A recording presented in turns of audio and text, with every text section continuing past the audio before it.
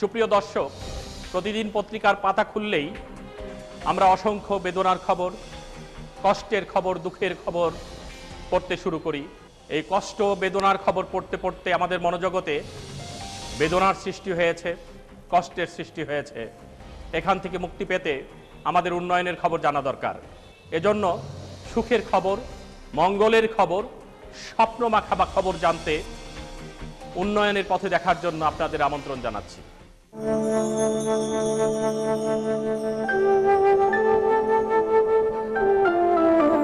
সুপ্রিয় দর্শক, আমি এখন যেখানে দাঁড়িয়ে আছি এটি ফসলের কোনো মাঠ নয়, এটি তেপান্তরের মাঠও নয়, এটি বাগেরহাট জেলার দাউদখালী নদী। এটি যে নদী, এটি বোঝার জন্য আপনাদেরকে পাশে দাঁড়িয়ে থাকা এই বৃষ্টি দেখতে হবে। এই বৃষ্টি দেখলে বোঝা যায় একদিন এখানে নদী ছিল, আজ এখানে এক বিন্দু পানিও নেই। সঠিক সময়ে সঠিক প্রকল্প গ্রহণের অভাবে এই নদীটির দৈন্যদশা হয়েছে। নদীটি আজ মৃতপ্রায়।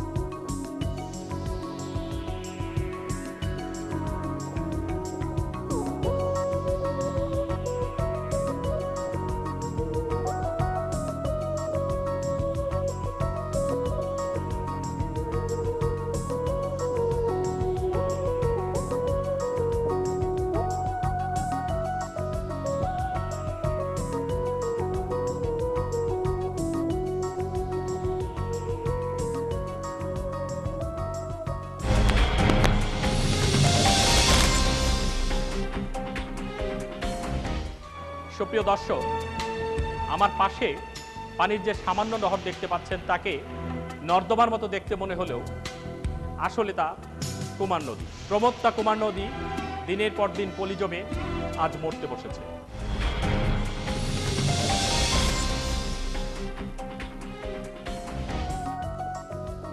একটু তাকিয়ে দেখুন, শুকনো জায়গায় পড়ে আছে ফেরিঘাট। এই ফেরিঘাটটির দিকে তাকালে বোঝা যায় এখানে একসময় জলের প্রমত্ত স্রোত প্রবাহিত হতো।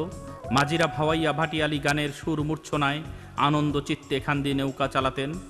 এই চ্যানেল দিয়ে স্টিমার চলতো পণ্যবাহী কার্গো ভেসেল, যাত্রীবাহী নৌযান চলতো। এলাকার প্রবীণ মানুষজনদের সাথে আলাপ করে জানা যায় মাত্র কয়েক বছর আগেই মংলা ঘষিয়াখালী নৌরুট অনেকটা প্রশস্ত ছিল। এটা মংলা ঘষিয়াখালী আন্তর্জাতিক নৌরুট। এই নদী দিয়ে আপনার জাতীয় এবং আন্তর্জাতিক জাহাজ চলাচল করে। এই নদীটার নাম ছিল কুমারখালী নদী। এই নদীটা আগে 3 থেকে 400 মিটার চওড়া ছিল এবং আপনার এই নদী দিয়ে মংলা বন্দরের সকল পণ্যবাহী জাহাজ চলাচল করত। এই নদীটার মরে যাওয়ার দুটো কারণ, একটা হলো যে জলবায়ুজনিত কারণ, আর দ্বিতীয়টা হলো যে এই এলাকায় অপরিকল্পিতভাবে প্রভাবশালীদের মাধ্যমে আপনার শাখা নদী এবং খালগুলো দখল করে চিংড়ি চাষ করার ফলে এই নদীটা দ্রুত মারা যায়। নদী মারা যাওয়ার পর আপনার এই এলাকায় অপরিকল্পিতভাবে কিছু আবাসন প্রকল্প বৈধভাবে এবং অবৈধভাবে নদীর দুই পাড়ে স্থাপনা নির্মাণ করার ফলে আরও দ্রুতভাবে এই নদীটা মারা যায়। আর এই নদী মারা যাওয়ার আরও একটা কারণ, আপনার প্রত্যেক দিন 2 বার জোয়ার হয়, 2 বার ভাটা হয়। জোয়ারের সময় প্রচুর পরিমাণের পলি এখানে আসে, প্রায় হাজার হাজার কিউবিক ঘনমিটার পলি। এই পলিটা এখানে আসার পরে যেহেতু শাখা নদী এবং খাল না থাকার কারণে পলিটা এই নদীতেই জমে যায়, যে কারণে নদীটা আরও দ্রুতভাবে আপনার এই নদীটা মারা যায়। এখন যে খোঁড়াখুড়ি করা হচ্ছে, কাটাকাটি করা হচ্ছে, এইটা কোনো কাজে আসবে না যতক্ষণ পর্যন্ত আপনি জোয়ার আধার তৈরি না করতে পারবেন। আর এই জোয়ার আধার তৈরি করার পূর্ব শর্ত হলো যে আপনাকে 32টা রেকর্ডীয় খাল, এই চ্যানেল একদম সরাসরি সংযুক্ত, এই 32টা রেকর্ডীয় খাল খনন করতে হবে। মংলা ঘষিয়াখালী নৌপথটি 1974 সালে 6.5 কিলোমিটার দৈর্ঘ্য মংলা ঘষিয়াখালী নৌ খালটি কাটার পরে এটা চালু হয় এবং এই চালু হওয়ার পর থেকে এটার গুরুত্ব অত্যন্ত বৃদ্ধি পায়, কারণ এটা হচ্ছে মংলা সমুদ্র বন্দরের সাথে এবং খুলনা নৌবন্দরের সাথে দেশের অন্যান্য অঞ্চলের সাথে এটা যোগাযোগ রক্ষা করে। অন্যদিক থেকে এটা ভারত বাংলাদেশ প্রোটোকল রুটের অন্যতম পার্ট। 2009 এবং 10 সালের দিকে BIWTA প্রথম নজরে আসে যে এই নৌপথের গভীরতা দিন দিন দ্রুত কমে যাচ্ছে এবং 2010 সাল থেকে তারা প্রথম ড্রেজিং কার্যক্রম শুরু করে। পরবর্তীতে সিজিএস এই অংশের পার্ট হিসেবে যুক্ত হয়, আর সেখান থেকে আমরা ওই কীভাবে সিলেকশন হচ্ছে ড্রেস চ্যানেলের সেটা মনিটর করতে থাকি। 2011 সালে পরপর অনেকগুলো জাতীয় ওয়ার্কশপ হয়, সেমিনার হয়, এই মংলা ঘষিয়াখালী চ্যানেল কীভাবে আবার চালু করা যায়। কারণ এটা যদি সচল না রাখা যায় তাহলে পানি উন্নয়ন বোর্ড যে কাজ করছে জলাবদ্ধতা দূরীকরণের, এটার জন্য সমস্যা হবে, মংলা পোর্টের জন্য সমস্যা হবে, এবং এটা যদি চালু না রাখা যায় এটা যে পথটা অল্টারনেটিভ হিসেবে আসবে সেটা সুন্দরবনের মধ্য দিয়ে যেতে হবে। তো এখানে পরিবেশ বিপর্যয়ের একটা সম্ভাবনা থেকেই যায়। 2013 সালের শেষের দিকে একটি কমিটি গঠন করা হয় তাদের সুপারিশ প্রণয়নের জন্য। এই কমিটি 2013 শেষের দিকে রিপোর্ট পেশ করে, এবং সেখানেও বলা হয় যে শুধুমাত্র ড্রেজিং করে এটা তেমন ফলদায়ক হবে না। কিন্তু নদীর পাড় ঘেঁষে প্রভাবশালী দখলদাররা আবাসন প্রকল্প গড়ে তোলায় এবং অপরিকল্পিতভাবে চিংড়ি ঘের স্থাপন করায় জোয়ারাদার বিনষ্ট হয়। প্রভাবশালী চক্র এবং চিংড়ি ঘের মালিকরা মংলা ঘষিয়াখালী চ্যানেলের আশেপাশের কমপক্ষে 32টি খাল ভরাট করে গ্রাস করে ফেলে। এলাকার মুরব্বীরা জানান, এই খালগুলোই ছিল মূল জোয়ারাধার। এগুলো ভরাট করায় এবং ভাটার সময় চিংড়ি ঘেরের পানি ঘের মালিকরা নামতে না দেওয়ায় ভাটার টান দুর্বল হয়ে পড়ে বিধায় সেখানে পলি জমে মরে যেতে বসেছে মংলা ঘষিয়াখালী নৌরুট।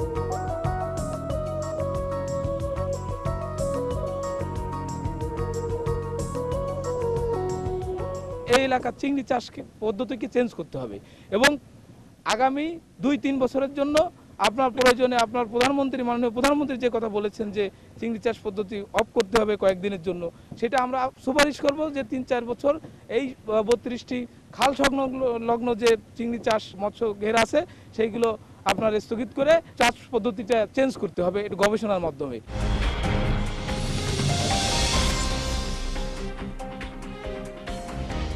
সুপ্রিয় দর্শক, আপনাদের নিশ্চয়ই জানা আছে 1966 হতে 1974 সময়কালে ড্রেজিংয়ের মাধ্যমে খনন করে মংলা ঘষিয়াখালী নৌরুট চালু করা হয়।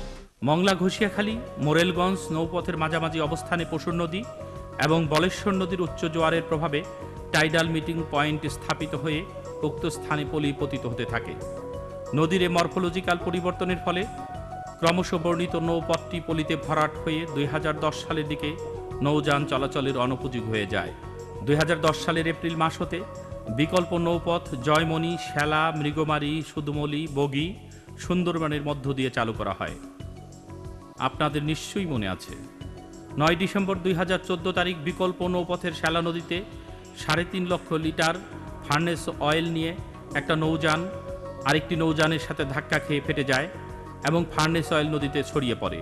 এতে সুন্দরবনের পরিবেশ ও জীববৈচিত্র্য মারাত্মক হুমকির মুখে পড়ে। দুঃখজনক হলো সত্যি যে মংলা ঘষিয়াখালী চ্যানেল এখনও চালু না হয় শ্যালা নদী দিয়ে এখনও অয়েল ট্যাঙ্কার চলছে সারবোঝাই নৌযানও। একবার ভেবে দেখুন তো, যদি সুন্দরবনের এই শ্যালা নদীতে সারবোঝাই নৌযান ডুবে যায় তাহলে কত বড় সর্বনাশ হবে।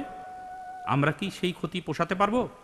সুপ্রিয় দর্শক, এ সমস্ত সমস্যার মুখোমুখি দাঁড়িয়ে অবশেষে 15 ডিসেম্বর 2014 সালে মংলা ঘষিয়াখালী নৌরুট পুনরায় চালু করার সিদ্ধান্ত গৃহীত হয়।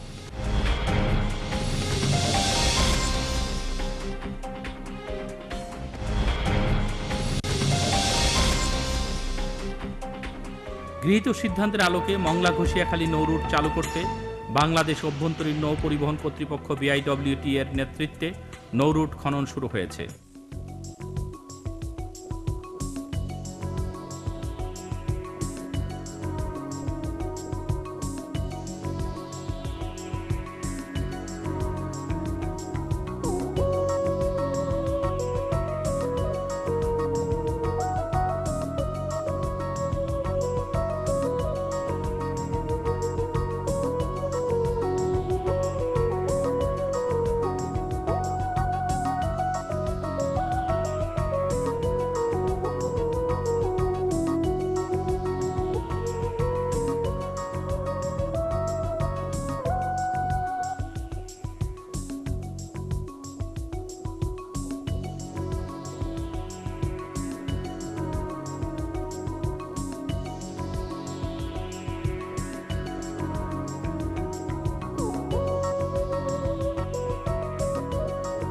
দেশের খ্যাতনামা প্রতিষ্ঠান বসুন্ধরা ড্রেজিং লিমিটেড এবং এসএস ড্রেজিং লিমিটেড সহ বিভিন্ন ড্রেজিং কোম্পানির ড্রেজিং কাজ চালিয়ে যাচ্ছে। অপরদিকে যেখানে প্রয়োজন সেখানে এক্সকাভেটর দিয়ে খনন কাজ চালানো হচ্ছে।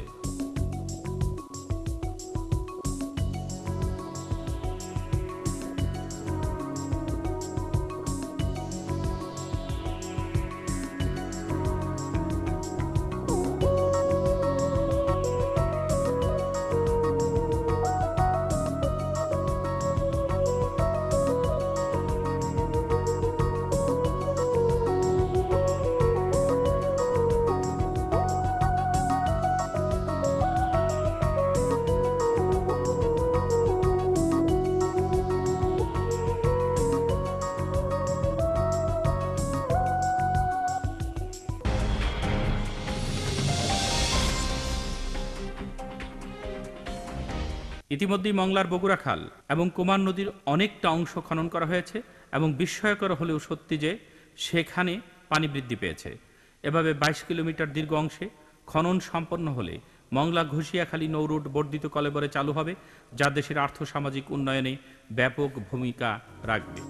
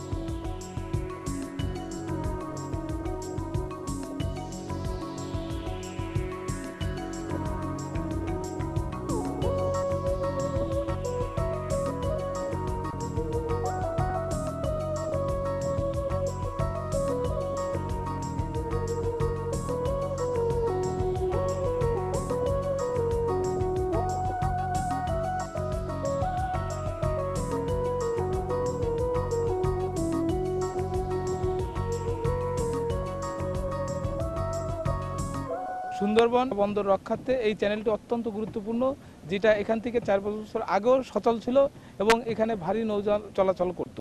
সরাসরি 32টি যে খাল আছে সেই খাল সংলগ্ন যে চিংড়ি চাষের জন্য যে আপনার ঘেরগুলো করা হয়েছে, সেখান থেকে যে পানি উঠতো সেটা আবার কিন্তু যথাসময় না নামার কারণে আপনার জোয়ারটার ভাটার সময় কিন্তু ওইভাবে পানিটা নামতো না, যার কারণে আস্তে আস্তে কিন্তু পলিটা জমে গেছে এবং এই চ্যানেলটা কিন্তু আস্তে আস্তে আস্তে আস্তে ভরাট হয়ে গেছে, যে কাজ শুরু হয়ে গেছে এবং কাজ শুরু হয়ে গেছে। এটাকে আমরা সাধুবাদ জানাই এবং এই কাজটাকে অব্যাহত রাখতে হবে। 18 বেকি মধুমতি যে চ্যানেলটি আছে সেই চ্যানেলটির দিকেও সরকারের আস্তে আস্তে নজর দিতে হবে।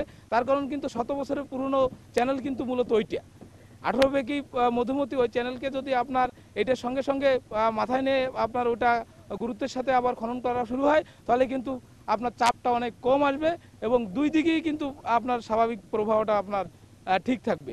মংলা ঘষিয়াখালী চ্যানেল খনন করে নৌরুট চালু করা যত কষ্টসাধ্য, তার চেয়ে অনেক বেশি দুঃসাধ্য নৌরুটের ধারাবাহিক নাব্যতা বজায় রাখা। কারণ মংলা ঘষিয়াখালী এলাকায় 32টি খালের মুখ বন্ধ থাকায় এবং অপর কয়েকটি স্থানে কৃত্রিম প্রতিবন্ধকতা থাকায় জোয়ারাধার বিনষ্ট হয়েছে। এগুলোর মুখ খুলে দিয়ে নিয়মিত সংস্কার কাজ চালিয়ে যেতে হবে।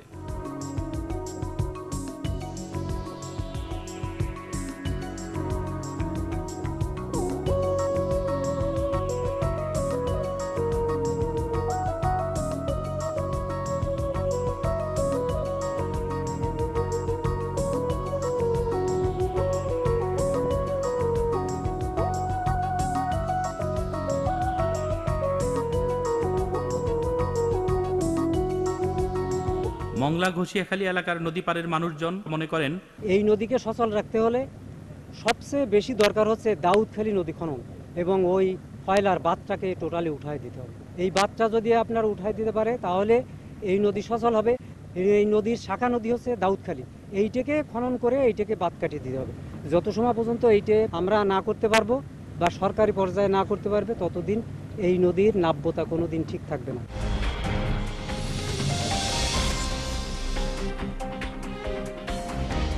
মরফোলজিক্যাল নলেজ, রিভার ম্যানেজমেন্ট, কোনোদিন লোকায়ত জ্ঞানকে অস্বীকার করতে পারে না। এই কারণেই মংলা ঘষিয়াখালী নৌরুট সম্পর্কের সমস্যা এবং তার করণীয় সম্পর্কে জ্ঞান রাখেন এরকম কয়েকজনের সাথে আমরা কথা বলেছি। বাংলাদেশ এই প্রেক্ষাপটে বাংলাদেশ সরকার যে কাজটা করেছে, অতি দ্রুত ড্রেজিং কার্যক্রম শুরু করে ডিসেম্বরের 15 তারিখ থেকে 2014 সালে বিআইডব্লিউটি এই সময় প্রায় 18 থেকে 20টা ড্রেজার এখানে নিয়োগ করে এবং হয়তো এটা আগামী কয়েক মাসের মধ্যে যে কাজটা হবে এটা চালু করা যেতে পারে। কিন্তু একটা জিনিস মনে রাখতে হবে, সেটা হলো যে শুধু ড্রেজিং সমাধান হবে না, মেনটেন্যান্স ড্রেজিংও লাগবে। সাথে সাথে টাইডাল বেসিন এবং যে খালগুলো ছিল সেগুলো যদি ওপেন না করা হয় তাহলে যেই পরিমাণ পলি সরাতে হবে প্রতি বছর সেটা কোনোভাবেই পরিবেশ বান্ধব হবে না এবং ইকোনমিক্যালও সাস্টেনেবল হবে না। তাহলে শুধুমাত্র ড্রেজিং করে আমরা তেমন ফলাফল লাভ করতে পারবো না। মংলা ঘষিয়াখালী চ্যানেলটা যেভাবে খনন করা হচ্ছে, এই যে ক্যাপিটাল ড্রেজিং এর মাধ্যমে যে কাজটা করা হচ্ছে, এই যে আপনার যেটা করা হচ্ছে এর পাশাপাশি আবার এখানে কন্টিনিউ আপনাকে এখানে ড্রেজার রাখতে হবে, কারণ যতক্ষণ পর্যন্ত আপনার শাখাখাল দিয়ে পুরো পানি প্রবাহের জোয়ারাদার তৈরি না করা যাবে, সচল করার মতো আপনার সন্তোষজনক খনন করার পরে সন্তোষজনক পানি প্রবাহ তৈরি না করা যাবে, ততক্ষণ পর্যন্ত আপনার এখানে ড্রেজিং কন্টিনিউ করতে হবে। এই অবদা বেড়িবাঁধ নির্মাণের ফলে যেমন আপনার দাউদখালী নদীতে যে জৌখালি যে সুইচ গেট আছে, 91 সালে সুইচ গেটটি নির্মাণের পরে কিছু প্রভাবশালী মহল তৎকালীন সময়ের আপনার ওখানে বালির বস্তা ফেলে আটকায় দিয়ে ওখানে মৎস্য চাষ করে। মৎস্য চাষ করার ফলে বাইরের অংশ থেকে অর্থাৎ দাউদখালীর বাকি অংশের বাইরের অংশ থেকে আপনার পুরো দ্রুত পলি পড়ে ভরাট হয়ে যায়। এলাকার কিছু লোকজন এইটার পরে আবাসন প্রকল্প তৈরি করে, একদম পুরো নদীটা আটকায় দিয়ে আবাসন প্রকল্প তৈরি করার ফলে মানে নদীর জায়গায় আর নদী থাকে না, পুরো নদীটাই ভরাট হয়ে যায়। এই নদীটা আবার খনন করার দরকার। আর বিশেষ করে এই নদীর জন্য আমাদের এলাকায় আমরাও অনেক বিপদে আছি।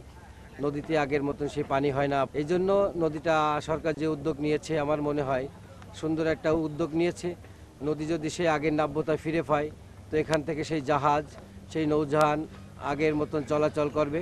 তাই এই নদী কাটার ফলে আমরা এলাকাবাসী বিশেষভাবে উপকৃত হব। 4-5 বছর আগেও এখান থেকে চলিছে, লঞ্চ চলিছে, রকেট চলিছে, তার তেলের ট্যাঙ্কার এইসব, তারপর সরকারি এই যে গানবোট লেবি এও চলতো এইখান থেকে, সেটা সব বন্ধ হয়ে গেছে। 2 ফাটের এই গোলাম পানি এসে জমাট হচ্ছে এই আমাদের এই নদীতে। সবচাইতে মেইন হচ্ছে একটা অবদা করেছে ফয়লায়, এইটা আটকাই দিয়ে আমাদের নদীটা সবচেয়ে ক্ষতি হয়েছে। হার্টের অসুখ হলে ওপেন হার্ট বা বাইপাস সার্জারি করতে হয়। ওপেন হার্ট সার্জারি বা বাইপাস সার্জারি করে মানুষকে সুস্থ করে তোলা হলেও তাকে কিছু শৃঙ্খলা মানতে হয়, কিছু নিয়ম মানতে হয়, নিয়মিত মেনটেনেন্স করতে হয়। ক্যাপিটাল ড্রেজিং হলো প্রকৃতির বুকে ওপেন হার্ট সার্জারি।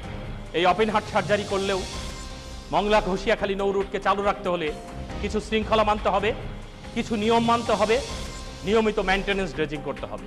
এগুলো না করা হলে এখানে আবার পলি পড়বে, আবার শ্রম খরচ হবে, অর্থের অপচয় হবে, মংলা ঘষিয়াখালী নৌরুট আবার বন্ধ হয়ে যাবে।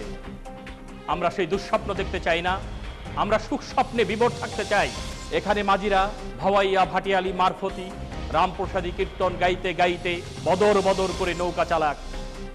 আমরা চাই মংলা ঘষিয়াখালীর নৌরুট হয়ে উঠুক মংলা বন্দরের ধমনী। সুপ্রিয় দর্শক, এই প্রত্যাশায় আজকের মতো বিদায় নিচ্ছি, কিন্তু ফিরে আসব আগামী অনুষ্ঠানে। সেই পর্যন্ত আপনারা সবাই ভালো থাকুন, সুস্থ থাকুন, সুন্দর থাকুন। খোদা হাফেজ।